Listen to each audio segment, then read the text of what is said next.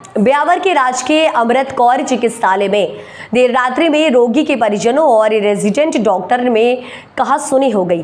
चिकित्सालय में resident doctor ward में कमरा नंबर 29 में जाकर रोगी के परिजन के थप्पड़ मार दिया, जिसके बाद मामला बढ़ने पर पुलिस भी चिकित्सालय पहुंची। मामले को लेकर प्राप्त जानकारी के अनुसार एक लैब संचालक अपनी मां की तबीयत ज्यादा खराब होने के कारण देर रात्रि में राजकीय अमृत कौर चिकित्सालय के ड्यूटी रूम नंबर 29 में पहुंचा, तो उपस्थित नाइट ड्यूटी डॉक्टर ENT ने बीपी नपवाने के लिए ECG रूम नंबर 32 में रेफर कर दिया।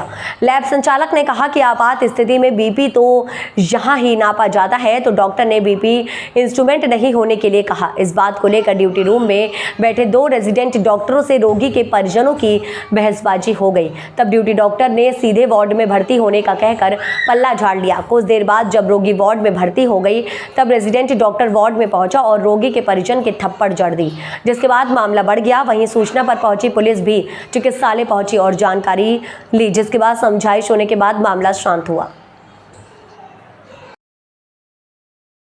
सर, मेरी मदर को बीपी नपाने के लिए लेकर के आया यहाँ पर। यहाँ बीपी इंस्ट्रूमेंट नहीं होने की वजह से मुझे आधा घंटा ये लोग घुमाते रहे और बेवजह मुझे तंग किया गया। और ऊपर जाकर जब मैंने भर्ती कराया तो डॉक्टर ने मेरे साथ मारपीट करी। क्या नाम आपका? सर, साकेत अवस्थी। और आपकी मम्मी का नाम क्या है? मिथिलेश अवस्थी। मामला तो क्या था, ये यहाँ पे बीपी चेक करने के लिए बोल रहे थे। फिर हमने बोल दिया कि ECG रूम में होगी, वहाँ से बोल दिया कि यहाँ पे होगी। यहाँ पे आके लड़ाई करने लग गए। उसने आके मेरे कॉलर पकड़ लिया। उस माजी से चला नहीं जा रहा, वो भी वहाँ पे चलने की वो कर रही है, मारने की वो कर रही है। तो आप पे किस बात उठाया उसने? लड़के ने उठाया या पेशेंट ने उठाया या उस वो जो जेंट आदमी था ना मैडम, उसने। आप किस पोस्ट पे हैं? मैं यहाँ पे जो ये जूनियर वो रेजिडेंट हूँ। अपनी यहाँ पे इंटर्नशिप चल रही है, FMG इंटर्न। क्या नाम आपका? सुशांत कुमार। ईशान भारद्वाज मेरा नाम है। हम दोनों के एक साथ ही ड्यूटी चल रही थी, तो उन्होंने बोला, पहले हमने बोला उनके इनका जो BPA करवा लो इसी रूम में, क्योंकि फिर ये वापस आए कि वहाँ नहीं कर रहे। फिर हमने बोला कि सर हमारे पास मशीन नहीं है, अगर हम होती तो हम खुद ही कर देते, हम क्यों मना करेंगे आपको कि BP करने के लिए ऐसे। फिर उसके बाद हाथापाई करने लगे, झगड़ा करने लगे। हमने उनको समझाया, नहीं समझा। फिर मेरे दोस्त सुशांत के ऊपर हाथ उठाया, उन्होंने हाथ तक उठाया उन्होंने लिटरली। हमने उनको समझाया, हमको पीछे करा सर अभी ये चीज़ अच्छी नहीं है, हम डॉक्टर ऑन ड्यूटी डॉक्टर हैं, ये चीज़ नहीं करनी चाहिए आपको। फिर उन्होंने बार बार हाथ उठाया मेरे दोस्त के ऊपर। बताया जा रहा है उनके भी क्लिनिक लगा हुआ कोई बड़ा? क्या उनके कोई क्लिनिक है? पता नहीं है, ऐसे हम तो यहाँ के हैं, लोकल तो है नहीं जो हमें पता होगा। तो हम तो सब पेशेंट सेम है, मान लीजिए कि कोई कैसा ही हो, तो हम तो सेम ट्रीट कर रहे थे उनको। मगर वो पता नहीं किसी की धौंस दिखा रहे थे कि हम तुम्हारा वो कर देंगे और वो कर देंगे। हम शुरू से उनसे हाथ जोड़ के बात कर रहे थे, सर करके बात कर रहे थे, मगर उन्होंने हाथापाई की। फिर भी हमने उनको अच्छे से ही बोला। मगर अब ये तो नहीं होगा, क्योंकि अब मानो मेरी ड्यूटी आज है और मेरे दोस्त की कल होगी, उसके साथ ही होगा, वापस मेरी ड्यूटी आएगी, वापस पिटाई करेंगे। ये थोड़ी ना होगा। फिर तो आपका स्टेप क्या कहना चाह रहा है? आप तो बात होगी, लीगल स्टेप लिया जाए जिससे हमारी भी इज्जत हो। ऐसे नहीं हम डॉक्टर है, इंटर्नशिप कर रहे थे, हमारी कोई इज्जत नहीं है, जो मन में हाथ उठाए, ऐसे तो रोज होगा फिर हमारे साथ ये। तो आपने PMO साहब को कुछ सूचना की क्या? PMO साहब को भी सूचना की है। PMO साहब ने क्या बोला?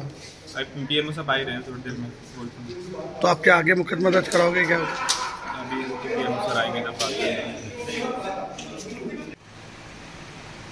ड्यूटी डॉक्टर का मेरे पास फ़ोन आया था, डॉक्टर गिरिराज का, कि यहाँ पर अटेंडेंट और इंटर्न के बीच के अंदर कुछ बोलचाल हो गई है। तो इस चीज़ को सुनकर मैं यहाँ पर आया, तो मैंने पाया कि जो अटेंडेंट थे मनीष जी, वो अपने मदर को लेकर आए। तो उस टाइम यहाँ पर BP के नपाने के उसके अंदर इंटर्न से जब उन्होंने नापने लगे तो उसके अंदर कुछ एरर आ गई थी।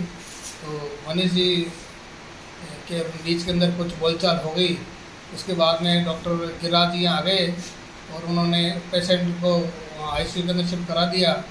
और उसके बाद के अंदर फिर वहाँ से कॉल पे बुलाकर उनको बता दिया कि स्थिति थोड़ी सही नहीं है, तो उनको रेफ़र कर दिया।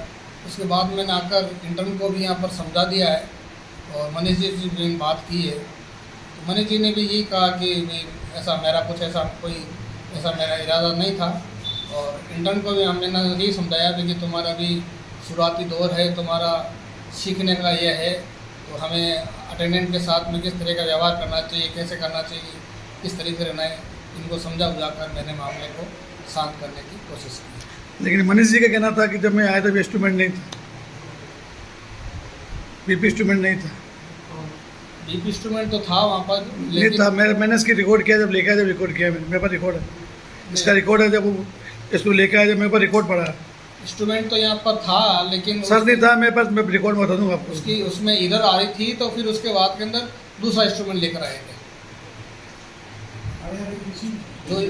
जो इंस्ट्रूमेंट था उसमें से इधर आ रही थी, उसे सही ढंग से उसकी रीडिंग नहीं आ रही थी, तो उसके बाद में डॉक्टर गिरिराज ने दूसरा इंस्ट्रूमेंट मंगाया और उसके बाद में फिर उसको चेक किया।